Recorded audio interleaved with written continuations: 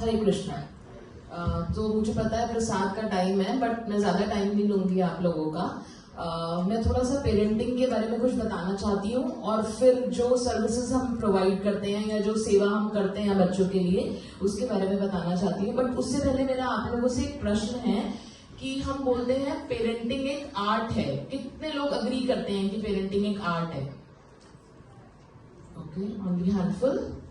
Okay, अगर मैं कहूं कि पेरेंटिंग एक साइंस है, तो कितने लोग अग्री करते हैं कि पेरेंटिंग एक साइंस है? ओके, और बहुत सारे लोग न्यूट्रल भी हैं। इसके अलावा भी कुछ है क्या पेरेंटिंग साइंस या आर्ट के अलावा? ओके, समझ नहीं आ रहा क्या है। ओके, सो पेरेंटिंग कला है या पेरेंटिंग विज्ञान है? मैं हिंदी में बोल देती हूँ। कितने लोग अग्री करते हैं कि पेरेंटिंग कला है?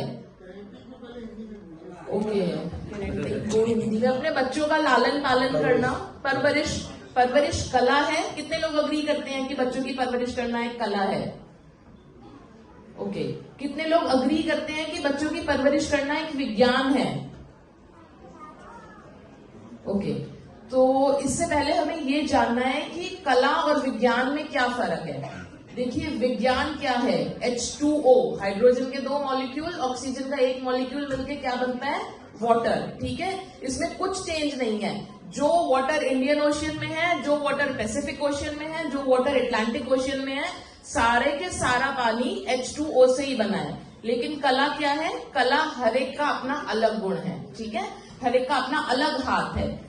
कोई जरूरी नहीं है किसी ने राधा कृष्ण की पेंटिंग बनाई तो उन्होंने भगवान का ब्लू ड्रेस बनाया तो उसमें सुंदर लग रहे हैं भगवान। जिसने रेड ड्रेस बनाया, भगवान का तो खैर केस अलग हो गया, भगवान तो हर ड्रेस में ही सुंदर लगते हैं। लेकिन कला जो है वो सबका एक अपना अपना इंडिविजुअल वो है।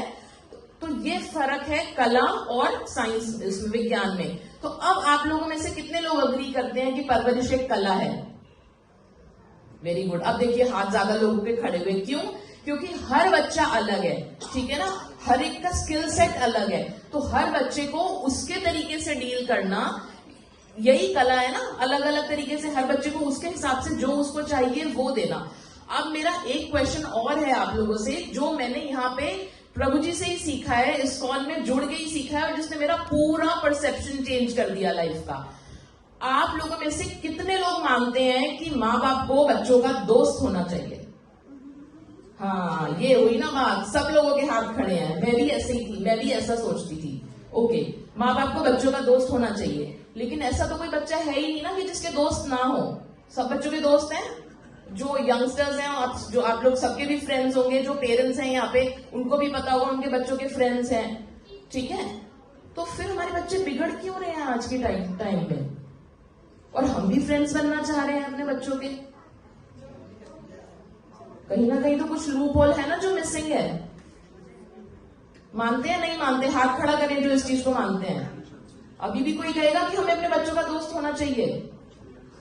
यस, बिल्कुल होना चाहिए, but to a certain extent. मुझे इतना अच्छा लगा जब प्रभु जी ने मुझे बताया कि दोस्त ही बनना है तो फिर माँ बाप कब बनोगे? जब दोस्तों के पास ऑलरेडी इतने अवेलेबल हैं, फिर भी बच्चे क्यों भटक रहे हैं आज की डेट में? तो हमें कभी भी अपनी माँ बाप बनने की पोजीशन नहीं छोड़नी। मुझे इतना टचिंग लगा जब प्रभु जी ने बताया कि हम अपने माँ बाप की डांट इसलिए खाते हैं। हमने भी खाई, माँ बाप की डांट खाई, पिटाई खाई है ना, और हमारे बच्चे भी इसलिए क्योंकि उन्होंने देखा कि हम उन्हें अनकंडीशनल लव भी करते हैं। तो दोस्त ही बने रहेंगे तो माँ बाप कब बनेंगे? कब समझाएंगे? कब सिखाएंगे उनको? और माँ बाप एक ही होते हैं। बिल्कुल, हाँ, ये भी मेरे को ध्यान आया। प्रभु जी ने बोला कि माँ बाप एक ही होते हैं। दोस्त तो बहुत होते हैं, माँ बाप एक ही होते हैं। जितने माँ बाप करते हैं उतना दोस्त कभी नहीं कर सकते आपकी लाइफ में। इंपॉर्टेंट होते हैं, हर चीज की अपनी इंपॉर्टेंस है।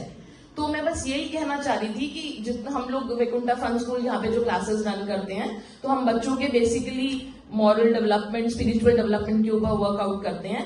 तो अगर आप लोगों की कुछ भी प्रॉब्लम है अपने बच्चों से रिलेटेड, तो एक माता जी है हमारी, प्रीतिमयी माता जी, अभी आई डोंट नो यहाँ पे अवेलेबल है कि नहीं है, तो वो काउंसलिंग देती हैं पेरेंट्स की भी और बच्चों की भी। तो इन केस अगर आप लोग कुछ ऐसा कुछ इशू फेस कर रहे हैं या कुछ इशू नहीं भी फेस कर रहे हैं, अपने बच्चे के इंप्रूवमेंट के लिए और कुछ चाहते हैं, तो आप लोग हमसे कांटेक्ट कर सकते हैं। हम आपका 1-to-1 पर्सनल सेशन करा सकते हैं। That would be kept strictly confidential. तो जो भी इंटरेस्टेड हो वो हम लोगों से कांटेक्ट कर सकते हैं। वो डॉक्टर है माता जी और उनका काम ही है काउंसलिंग करना।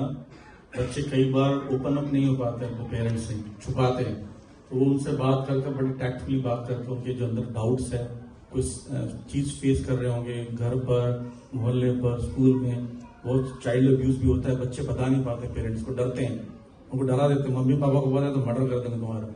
तो वो ना ऐसे टीचर्स को, ऐसे डॉक्टर्स को बता देते हैं, उनके पास टेक्निक्स होती है। तो ऐसे कुछ केसेस होंगे तो आप संपर्क कर सकते हैं, हमारे डॉक्टर प्रीति माता जी हैं, वो आज नहीं आई किसी कारण से, नहीं है ना, तो नेक्स्ट टाइम हम इंट्रोड्यूस कराएंगे आपको, तो आपने उनसे मिल सकते हो। हमारी क्लासेस में वो रेगुलर सर्विस देती हैं, इनके साथ में जुड़ी हुई है। ठीक है, हरे कृष्णा।